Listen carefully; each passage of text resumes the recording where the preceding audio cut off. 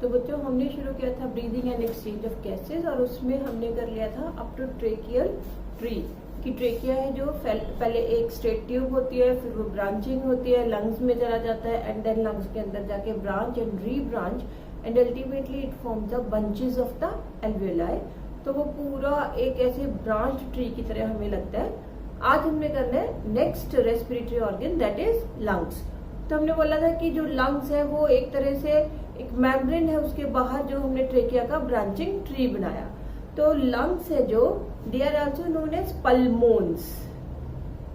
Lungs are also known as pulmones. There are a pair of lungs. Pair of lungs कहाँ पे present होते हैं? Present in thoracic cavity. Present in thoracic cavity. Right lung and left lung.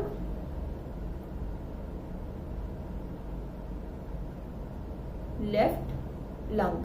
जो left lung है वो थोड़ा सा उसके अंदर नोच होती है. It has a notch called cardiac notch to adjust heart. दोनों जो लंग्स है ना बेटे they are present in a cavity. Lungs are present, ये तो हमने लिख लिया, they are present in thoracic cavity. तो लंग्स है जो इनकी outer membrane is known as parietal pleura and inner membrane is known as visceral pleura. दोनों membranes के बीच में cavity होती है. There is a cavity in between two membranes. Two membranes. This is called pleural cavity. This is called pleural cavity. तो जो pleural cavity है that is filled with the fluid. Pleural cavity is filled with the fluid called pleural fluid. Called pleural fluid. तो जो है lungs है ना बेटे, ये हमने डायग्राम बनाई lungs की. that this is larynx. ये larynx है, ये ट्रेकिया है which is having incomplete C shaped cartilaginous rings. तो दिस इज ट्रेकिया. ट्रेकिया है जो वो डिवाइड कर गया, प्राइमरी ब्रोंकियाई बन गए, और ये लंग्स है. This is left lung and this is right lung. जो लंग्स है बेटे ये इसका एपेक्स होता है ऊपर वाला सिरा, और नीचे वाला सिरा है जो वो बेस होता है, और ये रेस्ट करते हैं upon a muscular organ known as diaphragm. तो डायाफ्राम है जो पूरा वो मस्कुलर स्ट्रक्चर होती है. This is diaphragm. इनके बीच में दोनों जो लंग्स है वो कवर्ड होते हैं by means of a membrane. तो ये एक इसकी आउटर मेम्ब्रेन हो गई बेटे which is known as parietal pleura, और एक इसकी हो गई inner membrane which is known as visceral pleura. तो जो मैं ऑरेंज वाली बना रही हूँ वो है पेराइटल प्लूरा, और जो हमने ब्लैक वाली बनाई वो है विसरल प्लूरा. पेराइटल आउटर होती है हमेशा, पेराइटल प्लूरा, और इनर वाली कौन सी है? ये है विसरल प्लूरा.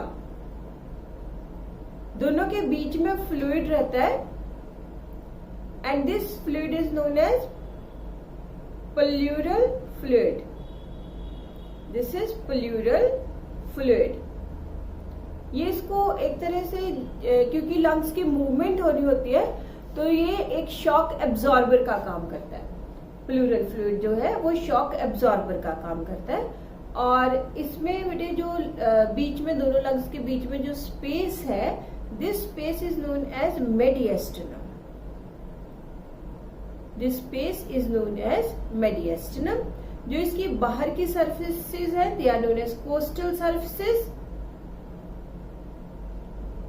और जो अंदर की सरफेस है मेडिएस्टनल सरफेस होगा। इसके जो लेफ्ट साइड है यहाँ पे ये थोड़ी सी नोच होती है, ये जो हमने बनाई ये वाली, ये ऐसे अंदर को है, नोच है यहाँ पे, दिस इज कार्डियक नोच। क्यों इसको कार्डियक नोच बोलते हैं? क्योंकि यहाँ पे हार्ट है जो वो सिचुएटेड होता है, इस नोच में हार्ट है जो वो प्रेजेंट होता है यहाँ पे, तो इसलिए इसको हम कार्डियक नोच बोलते हैं। This is heart. जो बेटे लेफ्ट लंग है ना, उसकी 2 लोब्स होती है, लेफ्ट लंग की 2 लोब्स होती है, और जो राइट साइड का लंग है उसकी 3 लोब्स होती है। ये जो इसको सेपरेट कर रही है, जो डिवीजन है जो, इसको हम बोलते हैं फिशर। तो ये जो 2 लोब्स है, एक ऊपर वाली हो गई, ये ऊपर वाली लोब हो गई, और ये नीचे की लोब हो गई। तो ऊपर वाले को हम बोलते हैं सुपीरियर, नीचे वाले को बोलते हैं इन्फीरियर। तो ये हो गई सुपीरियर लोब, और ये हो गई इन्फीरियर लोब।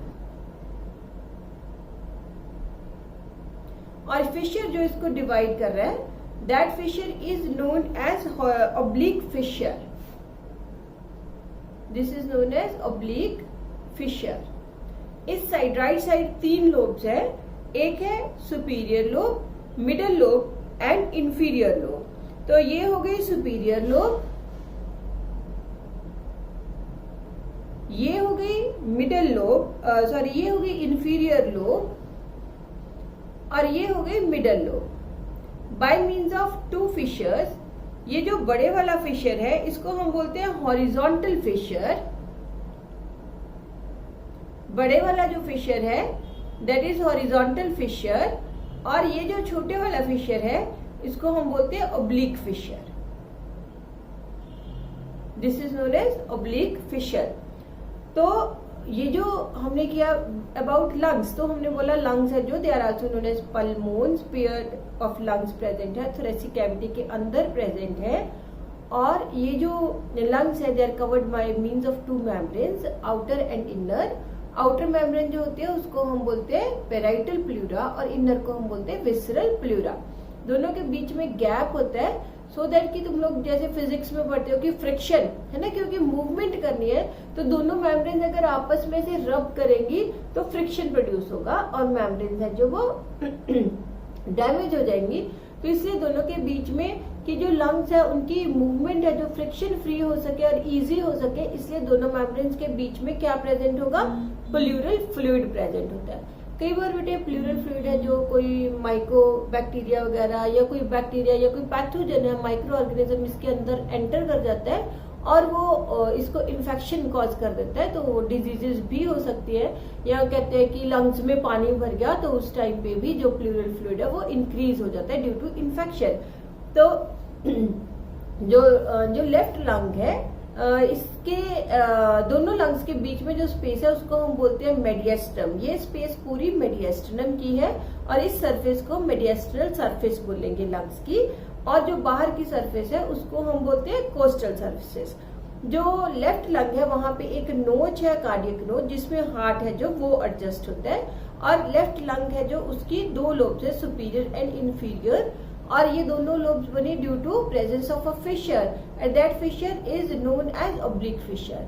जो राइट लंग है उसकी 3 लोब्स है, superior lobe, inferior lobe and middle lobe, by means of 2 fissures, that is एक है हॉरिजॉन्टल फिशर और दूसरा है ऑब्लिक फिशर। और जो लंग्स है वो रेस्ट करते हैं, एपेक्स उनका ऊपर होता है, और जो बेस है वो रेस्ट करता है अपॉन अ क्या होता है muscular structure known as diaphragm. इतना क्लियर?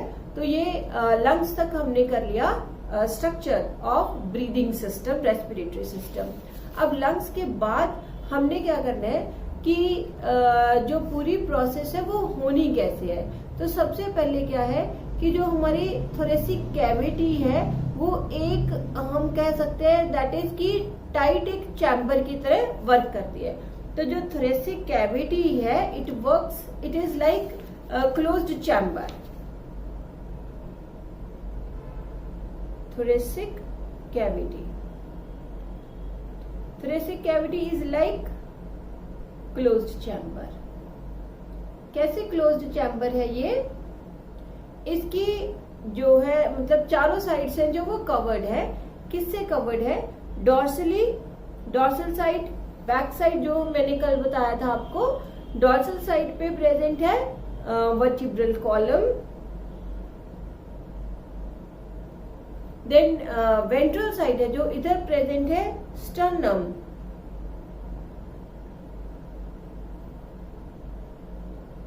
स्टर्नम, और जो लेटरल साइड्स है हमारी, ये वाली जो साइड्स है लेटरल साइड्स, वहां पे प्रेजेंट है क्या चीज, रिब्स, एंड लोअर साइड पे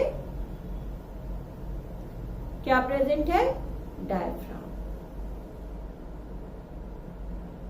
तो ये एक टाइट चैम्बर की तरह बिहेव करते हैं। देखो ये वाली डायग्राम है एनसीईआरटी की, ये देखो आप एनसीईआरटी की डायग्राम। तो यहाँ पे बेटे ये हो गया एपिग्लॉटिस जो मैंने आपको बताया था कि लीफ लाइक स्ट्रक्चर है, और ये हो गया लेरिंक्स, ये है ट्रेकिया, उसके बाद ये लंग्स है, this is left lung and this is right lung, ये हार्ट पड़ा हुआ है कार्डियक नोच में, और ये उसने दो मेम्ब्रेन्स दिखाई हुई है, outer and inner, outer is parietal pleura, pleural membranes भी बोल देते हैं इनको।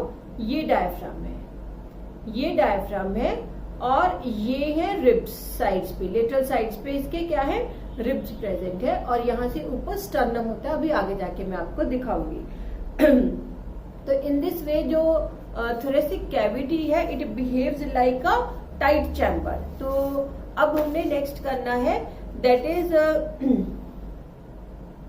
ये कहाँ हो गया, ये हो गया थोरेसिक कैविटी। तो थोरेसिक कैविटी है जो एनाटॉमिकली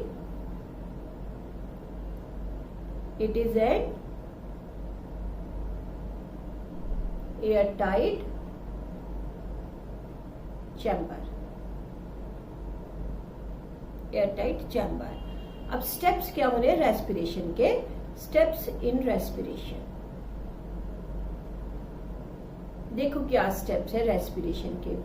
सबसे पहले क्या है, जो एटमॉस्फेरिक एयर है वो अंदर जाएगी, और जो हमारी एल्वियोलाई की कार्बन डाइऑक्साइड है वो बाहर जाएगी। तो ब्रीदिंग, और इसको हम बोलते हैं पल्मोनरी वेंटिलेशन। पल्मोनरी वेंटिलेशन मतलब ये लंग्स तक का हम काम कर रहे हैं। Ventilation by which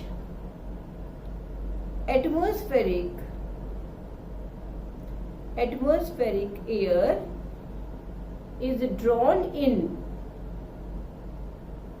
and carbon dioxide rich alveolar air is released out। ठीक है, तो लंग्स तक है जो वो पहुंच गई एयर, और जो एल्वियोलर एयर में जो कार्बन डाइऑक्साइड थी वो बाहर आ गई, दैट इज पल्मोनरी वेंटिलेशन इसको हम बोलते हैं, या ब्रीदिंग बोल देते हैं। अब सेकंड स्टेप में क्या होना है, जो एयर अंदर गई वो ब्लड के साथ है जो वो मिक्स होगी, डिफ्यूज होगी। तो diffusion of gases of oxygen and carbon dioxide across the alveolar membrane, diffusion of oxygen and carbon dioxide, ये हम आगे जाके पिक्चर डायग्राम बनाएंगे फिर समझ आ जाएगा। Oxygen and carbon dioxide eight alveolar level. फिर जब ये एल्वियोलर लेवल पे हो गई इनकी डिफ्यूजन, तो ऑक्सीजन जो गैसेस है उनको कैरी करेगा ब्लड, ट्रांसपोर्ट ऑफ गैसेस हो गया bye means of blood, transport of gases by blood. फिर ब्लड है जो इसको टिश्यूज तक लेके गया, और टिश्यू लेवल पे इनका क्या होना है, एक्सचेंज होना है, that is exchange of gases, या हम बोले exchange of gases that is oxygen and carbon dioxide from blood to tissues. Oxygen है जो वो ब्लड टू टिश्यूज जाएगी, and carbon dioxide tissues to blood जाएगा। Carbon dioxide tissues to blood जाएगी। Then फिर ये जो ऑक्सीजन बेटे टिश्यूज तक गई ना, ये वाली ऑक्सीजन रीचेज द टिश्यू, तो टिश्यूज है जो इसको यूटिलाइज करेंगे, अपना फूड, सेल्स है जो, टिश्यूज है जो, वो अपने फूड को ऑक्सीजन की हेल्प से ऑक्सीडाइज करेंगे, कार्बन डाइऑक्साइड है जो दैट विल बी रिलीज। तो वो एक अलग चैप्टर है जहाँ पे ऑक्सीजन है जो वो सेल्स के अंदर जाके फूड को ऑक्सीडाइज करती है। इसमें हमें इतना ही करना है, अदरवाइज स्टेप्स में हम जरूर लिखेंगे that is utilisation of oxygen by the cells to oxidise food and to release energy ये एनर्जी हम अपनी मेटाबॉलिक रिएक्शंस के लिए यूज करते हैं। तो ये जो 5th वाला इसका एक अलग चैप्टर है, उसमें हम करेंगे 4 पॉइंट्स है जो वो हम इस चैप्टर में ही डिस्कस करेंगे। तो नेक्स्ट स्टेप आ गया हमारे पास process of breathing, mechanism of breathing, mechanism of breathing. तो सारा जो बेटे ब्रीदिंग का सिस्टम है ना, ये डिपेंडेंट है थोरेसिक कैविटी के ऊपर। जैसे क्या है कि एयर है जो हमने कहा कि air will rashes in, oxygen अंदर जाएगी और कार्बन डाइऑक्साइड है जो वो बाहर आएगी। तो आपने सुना होगा, पढ़ा होगा कि जो एयर है वो हायर पार्शियल प्रेशर से लोअर पार्शियल प्रेशर की तरफ जाती है। या हम बोले कि एयर है जो जब जहां से इसका एटमॉस्फेरिक प्रेशर ज्यादा है वहां से ये लोअर प्रेशर की तरफ रन करती है। तो अब जब इनहेलिंग होनी है, 2 स्टेप्स है ब्रीदिंग के, one is inhalation and other is exhalation, या एक को हम बोलते हैं इंस्पिरेशन और दूसरे को हम बोलते हैं एक्सपीरेशन।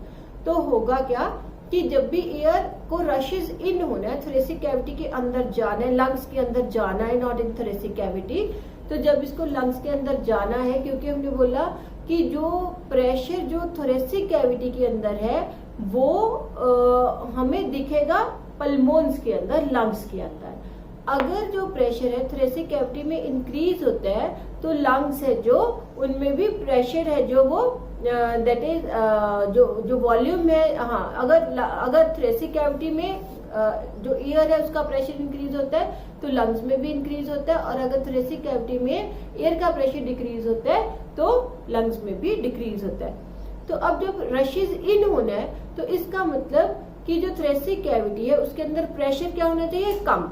अब वो प्रेशर हम एयर प्रेशर कैसे कम कर सकते हैं, अगर थोरेसिक कैविटी का वॉल्यूम है जो वो इंक्रीज हो जाए।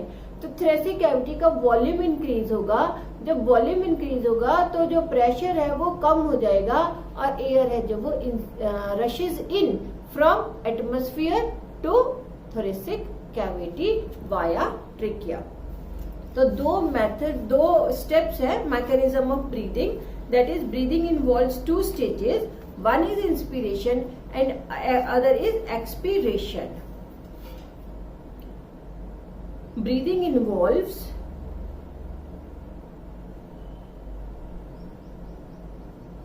two stages. One, inspiration, and second, expiration. Inspiration and expiration. ठीक है, तो जो इंस्पायरेशन है, इनहेलिंग होगी इसमें एयर की, और यहाँ पे एक्सहेलिंग होगी। इंस्पायरेशन है जो ये कब होएगी,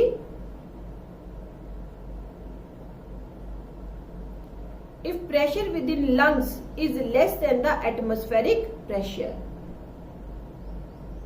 if pressure in lungs, pressure in lungs, that is हम बोलते हैं कि intra pulmonary pressure,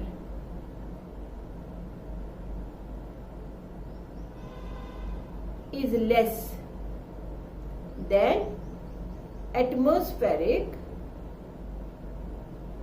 pressure. That is, lungs are having negative pressure as compared to outside. Lungs are having negative pressure as compared to outside. और atmospheric pressure. Similarly जो expiration है वो इससे उल्टा हो जाएगा, दैट इज इंट्रापल्मोनरी प्रेशर ज्यादा होगा as compare to atmospheric pressure. तो फिर एयर है जो इट रशेस आउट। तो इंस्पिरेशन है जो उसमें हमने प्रेशर को क्या करना है, कम करना है।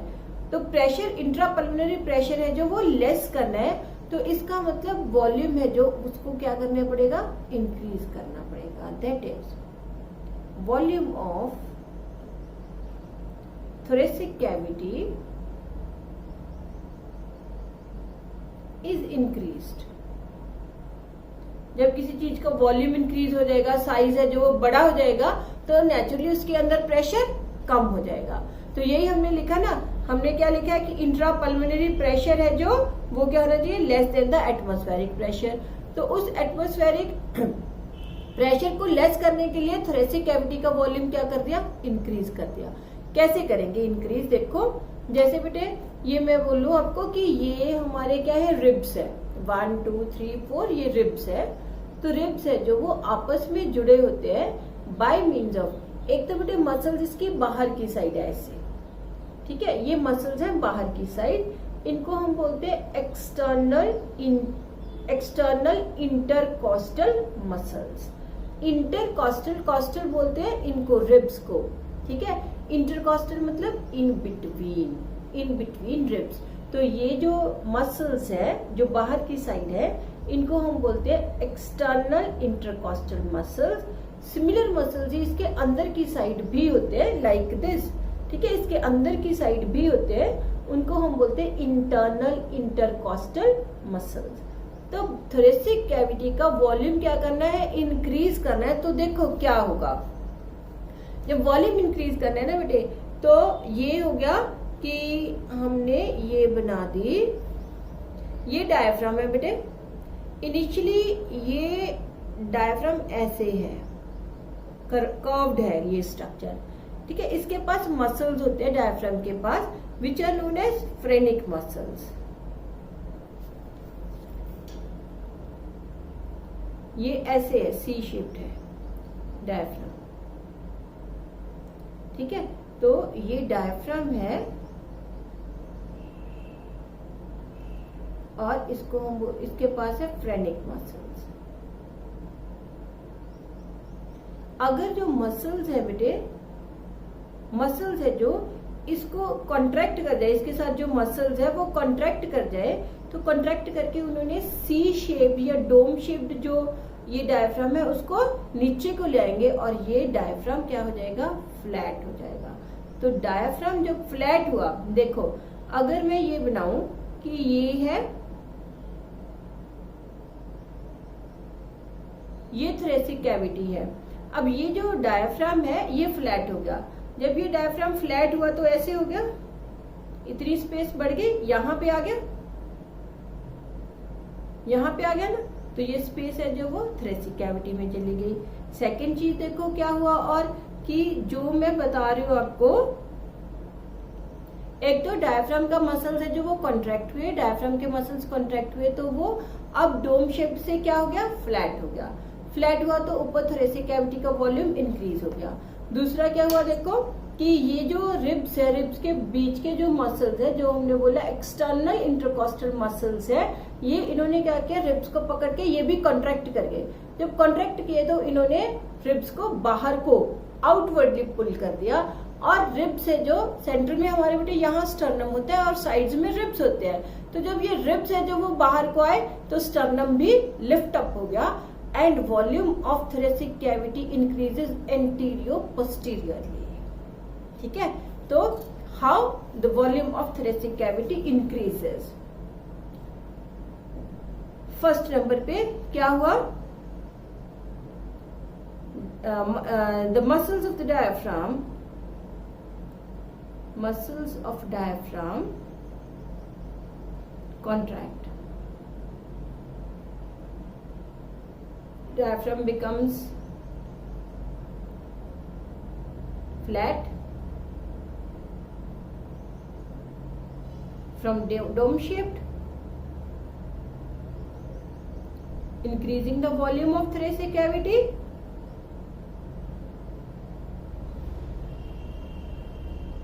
Volume of thoracic cavity. ठीक है, और दूसरा क्या किया उसने, कौन से मसल्स कॉन्ट्रैक्ट हुए, external intercostal muscles contract, pulling the ribs and sternum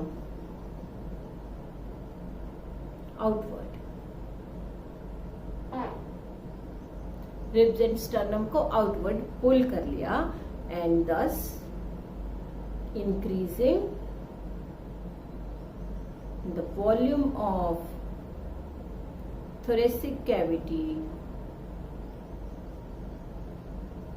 anterior posteriorly, anterior posteriorly, anterior posteriorly। ठीक है, अब जब वॉल्यूम इंक्रीज हुआ, increase in volume, this means decrease in pressure, air pressure, so as compared to outside, so air rushes in, inspiration हो गई। अब होनी है एक्सपिरेशन। तो एक्सपिरेशन में what happens at expiration, expiration में देखो क्या हुआ, रिवर्स हो जाएगा। क्या रिवर्स होगा कि जो डायफ्राम है वो वापस डोम शेप्ड हो जाएगा, और अब क्या है, एक तो डायफ्राम है जो वो डोम शेप्ड हो गया, ऊपर हो गया, अपवर्ड मूव कर गया, टुवर्ड्स थोरेसिक कैविटी मूव कर गया, तो थोरेसिक कैविटी का वॉल्यूम डिक्रीज हो गया। दूसरा क्या हुआ, ये रिब्स थे, रिब्स के अब अंदर के मसल, जो अंदर की साइड इसके मसल्स है, उन्होंने रिब्स को बैकवर्डली खींच लिया, पीछे को खींच लिया। स्टर्नम भी अंदर को हो गया, पहले आउटवर्डली गए थे, अब इनवर्डली आ गए, तो थोरेसिक कैविटी का वॉल्यूम डिक्रीज हो गया। Expiration, during expiration relaxation of the, first step क्या हुआ, रिलैक्सेशन, पहले कॉन्ट्रैक्ट हुए थे ना, relaxation of muscles of diaphragm,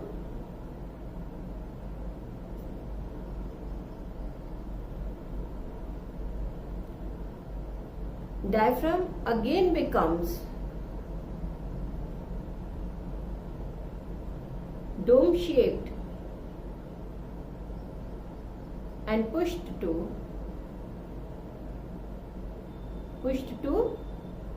towards thoracic cavity,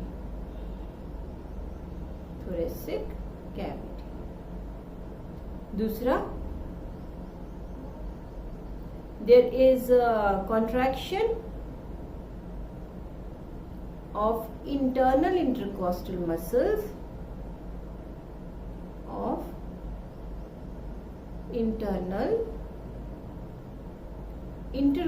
muscles,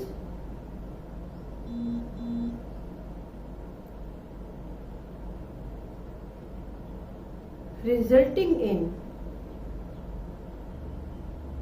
pushing off sternum and ribs inwardly, thereby reducing volume of thoracic cavity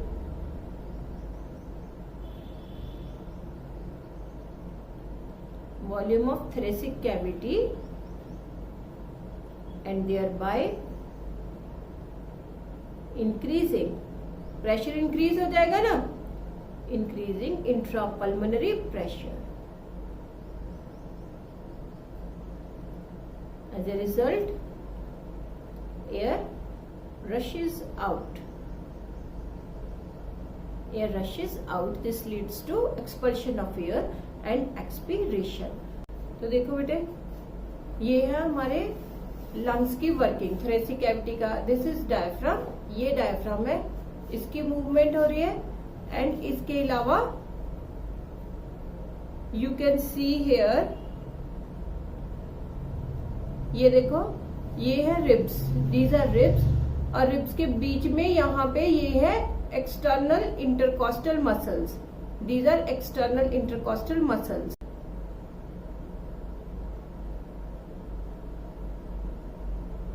ये lungs की movement of lungs, ये sternum होता है, ये जो बीच में पड़ा हुआ है ना, दिस इज स्टर्नम, जो आउटवर्डली पुल होएगा। In this way inspiration and expiration occurs. ठीक है बेटा, समझ आ गई। देन जो है इसमें ये हो गया अबाउट एक्सपिरेशन एंड इंस्पिरेशन। अगर हम देखें ऑन एन एवरेज हमारा जो वन ब्रेथ है ना वो 5 सेकेंड का होता है।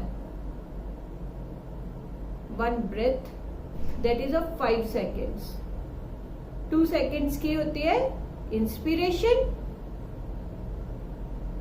एंड 3 सेकेंड्स की होती है एक्सपिरेशन। तो टोटल 1 मिनट में हम ब्रीदिंग करते हैं 12 to 16 times.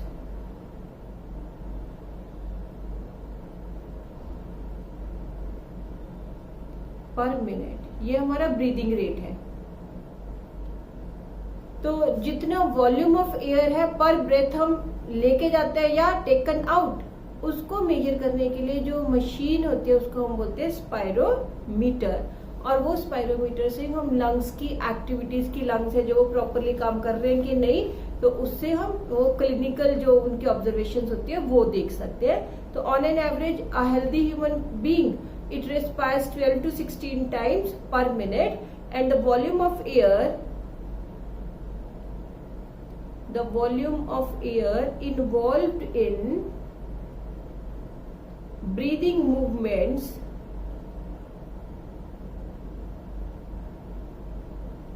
can be estimated by spirometer। ये 1 मार्क क्वेश्चन आता है बेटे, which helps in clinical assessment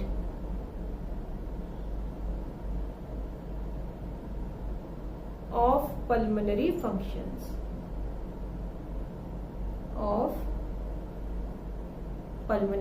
functions, तो एक बार ये देखो बेटे, ये वाली डायग्राम है,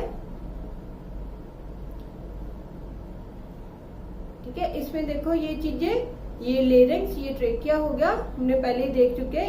ये जो लंग्स है इसकी ये 2 लोब्स हो गई, और ये ब्रेकियल ट्री हो गया पूरा का पूरा। जो ट्रेकिया है जो वो ब्रांच है, ट्री ब्रांच किया ऐसे करके, ये हो गई, और ये हो गई उसकी 3 लोब्स, 1, 2 एंड 3। राइट जो लंग है इसकी 3 लोब्स है, लेफ्ट जो लंग है इसकी 2 लोब्स है, और ये पैराइटल प्लूरा, ये विसरल प्लूरा। मतलब मेन मैंने आपको ये दिखाना है इस फिगर में कि ऐसे करके हमारे जो लंग्स है उनकी इंटरनल स्ट्रक्चर होती है, पूरा ट्रेकियल ट्री होता है। इन बिटवीन यहाँ पे जो है ब्लड वेसल्स प्रेजेंट होंगे एंड कनेक्टिव टिश्यू प्रेजेंट होगा। इसके अलावा अब और देखो, ये मैंने शायद आपको कल दिखा दी थी, ठीक है, ये एल्वेलाई वाला है। तो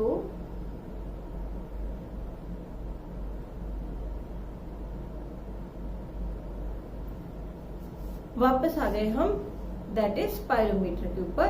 पल्मोनरी फंक्शंस हैं जो they can be assessed with the help of spirometer. बाकी नेक्स्ट करेंगे हम regarding pulmonary volumes and pulmonary capacities in next lecture.